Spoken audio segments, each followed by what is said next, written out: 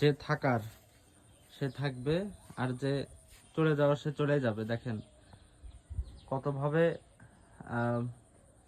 গাছটাকে আটকানোর ব্যবস্থা করা হয়েছিল, তারপরেও গত রাত্রিতে এই পেঁপেগুলো, মানে পেঁপে গাছটা ভেঙে গেছে। দেখেন এই জায়গাটা ভেঙে গেছে, এই যে সব পেঁপে। এখন কালকে রাত্রিতে তো ঝড় হয় নাই, না তাহলে ভাঙার কারণটা কি? এটা লোডের কারণে, অতিরিক্ত পেঁপের চাপে হ্যাঁ চাপে ভেঙে গেছে না?